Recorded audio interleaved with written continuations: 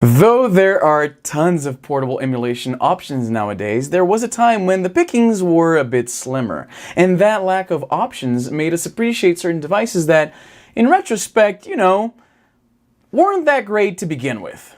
I feel like that's the case with the Dingoo A320, a handheld emulation device from China, where else, right? That I feel was trying to be a smaller, emulation-oriented PSP. This thing came out literally over 10 years ago, and it's still kicking around here, so I figured, why not? And decided to take a look back at the A320. Come to think of it, this is a console geared towards playing retro games that is, in its own right, a retro device, what with being over a decade old at this point, making this a retro review. So, how has the A320 aged? Do contemporary emulation solutions put this little guy to shame?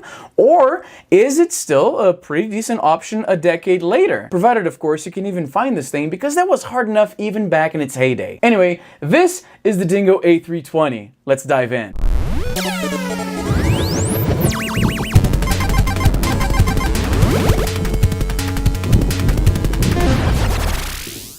Alright, so this is my Dingoo A320, and like I said in the beginning, it's pretty old. I got this back in, I want to say 2012, to do a review on my Brazilian channel, and I never really touched the subject here because by now, it's kind of old. So first off, to give you an idea of scale, let me compare it to some consoles you might be familiar with, like say, the Game Boy Micro. So as you can see, it's like slightly bigger than the Micro, which might be a good thing. It's about, yeah, so that's about how big it is, just slightly bigger than the Micro.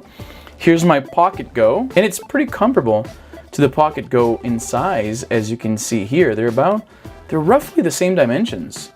So yeah, it's a pretty tiny device, though I will say the Pocket Go has rounded edges here, which makes it a little bit better to hold for an extended period of time, whereas the Dingoo A320 has sharper edges here.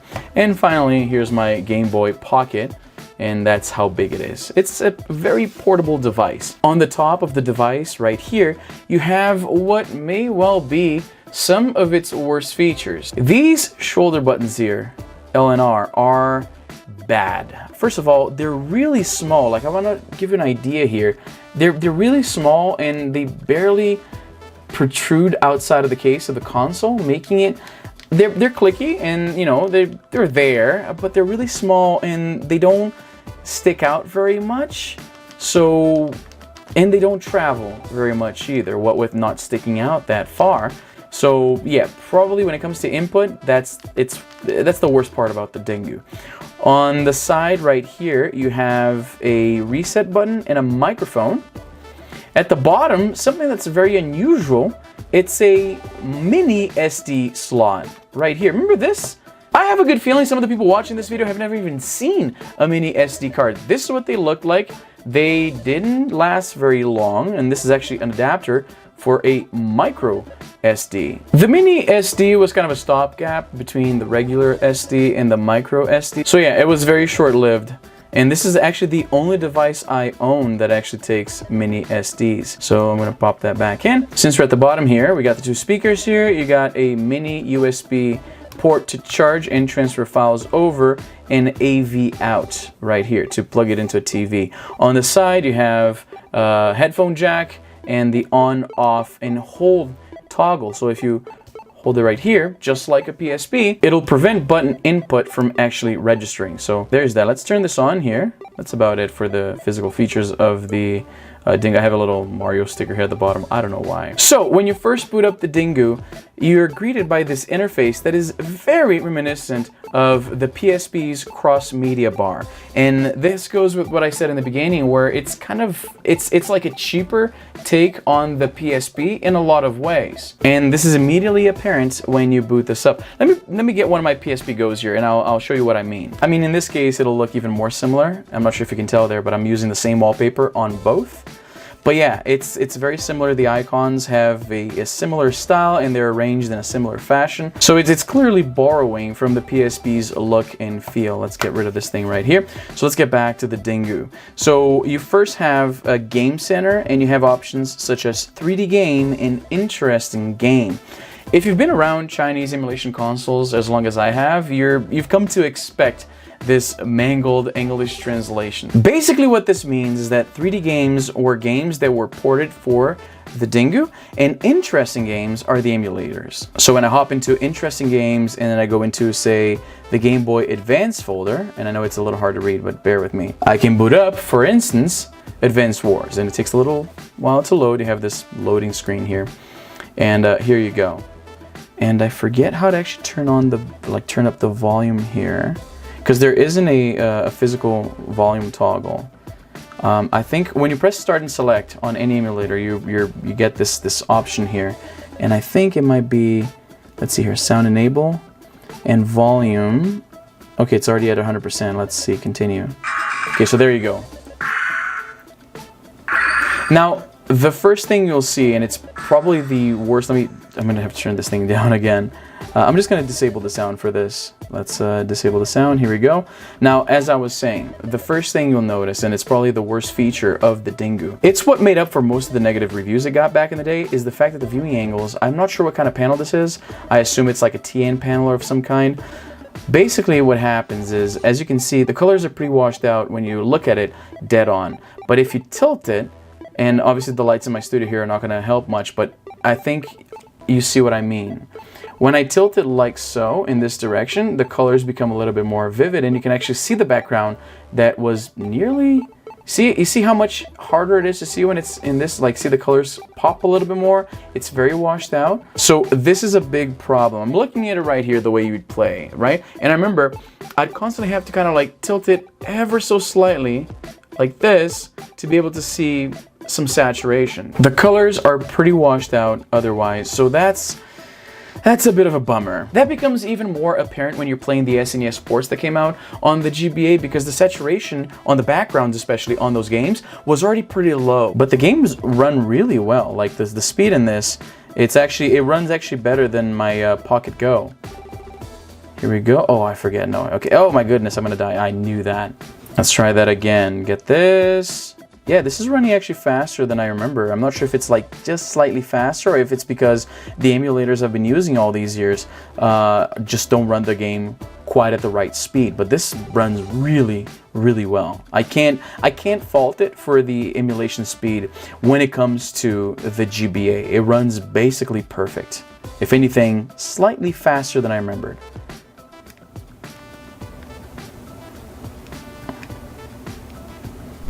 So this is GBA games. I'm going to go back to, so I have Sega Genesis games here, or Mega Drive, CPS1, which has never been something I'm really into, and Pocket SNES, which is a third-party SNES emulator that runs a little bit faster than the native emulator that comes with the device. So that is Pocket SNES, like I was saying. I'm going to go select ROM here, and let's go with Donkey Kong Country 2, which I think is a good game to test these things out with. Okay, so I'm loading Donkey Kong Country, and as you can see, it's running quite a bit choppy. I'm not sure if, let me see if, so frame skip is set to auto, and obviously it's skipping some frames to increase performance here, but not a fan of how the game looks when so many frames are getting dropped. So here we go. It's quite playable, though it's apparent that some of the frames are getting dropped, obviously, because of that auto frame skip. I can try to set frame skip to none and see how that looks. It's hard to read. There you go, 0.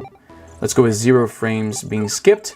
So it's quite a bit choppy. Look at that. It's to say this is playable would be quite generous. So there's a reason why that frame skip was set to auto. So we'll do that. And okay, it's quite a bit faster, though. It's a tad choppy, but it's much more playable now. But obviously, as the reviewer said back in the day, and this is my opinion as well, you shouldn't pick this up if you want to play SNES games. That's not this device's forte.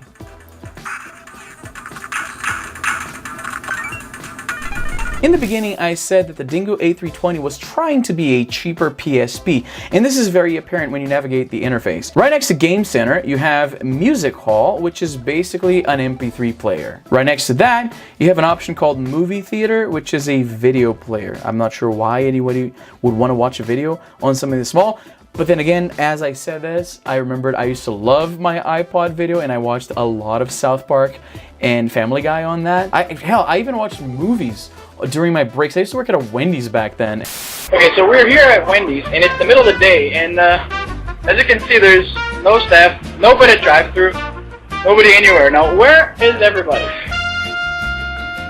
Here they are, playing games. I know. So there's a camera over there, and there's a camera over there, and you can see, but no cameras back here, so everybody's just slacking off. That's our supervisor right there. That's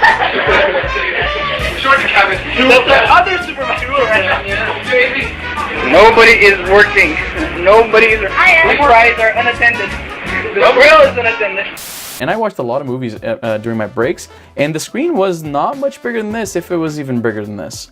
Might have been almost the same size, so yeah, back then we were more forgiving. Right next to that, you have a radio option, like an AM, FM radio, so that's kind of cool. Then you have record, which is a voice recorder, and that's why this thing came with a microphone here on the side.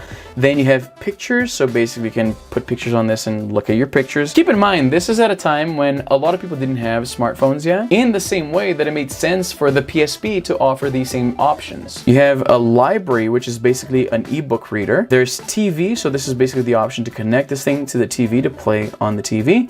And browser, it's not a web browser, it's to browse the contents of your mini SD card in there.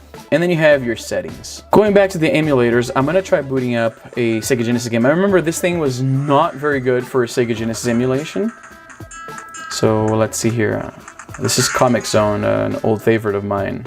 I didn't have a Sega Genesis growing up, so my list of favorite Sega Genesis games is pretty short. Anyway, so this is Comic Zone. Let's take a look here. So quite slow right off the bat. It's pretty visible. And I remember there being a lot of screen tearing on Sega Genesis games specifically. Yeah, so it's barely playable. I paused it here. It's yeah, a lot of frame skip, and I'm not sure if there's not as much screen tearing as I remembered, but yeah, definitely do not pick this thing up if that's what you intend to play. If you want to play a Sega Genesis game, this would not be, yeah, this is unbearable. Sonic, on the other hand, runs quite a bit better, but there's still a lot of screen tear, which makes the Dingoo A320 very hard to recommend for Sega Genesis fans. Like, for instance, let's try here Mario Kart, which is a pretty fast-paced game here. Pretty nice. You have that situation where you need to kind of tilt the screen a little bit to see the proper saturation for the games, but they run perfectly. Let's choose, I don't know, Mario here. Yeah, I don't notice any frame skip whatsoever. Like, as always, it's pretty hard to play this through the monitor, but yeah, this runs really well. I'm not noticing a lot of screen tear, if any, to be totally honest with you. And yeah, for GBA, like, this is a great little mini GBA that, as an added bonus, runs SNES and Sega Genesis games not that great. That's basically how I look at this thing. Oh my goodness.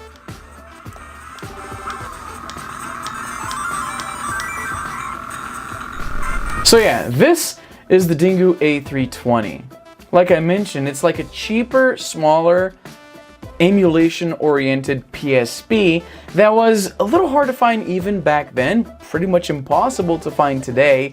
Not that great to play Sega Genesis or SNES games, but it's a great little, like, the way I look at this thing is like a bigger micro with better battery life. Like, and the thing about the battery life on this thing, I don't know what kind of wizardry they put into this, but basically anything else I own, like say my mini cell phones or my tablets or my Switch, if I leave it be and I don't touch it for, like, say 4 or 5 days, when I try to use it, the battery's completely dead. This thing, I have gone literally years without touching it. I turn it on, it has a charge. I have no idea how they were able to do this. I don't know why more devices today don't do that, but that's probably its strongest suit, I think. The fact that I can pick it up whenever and there's going to be a charge. Like, the battery lasts for a very long time, like even just like through when you're playing with it. I can't say I recommend it today. There's many better things, though.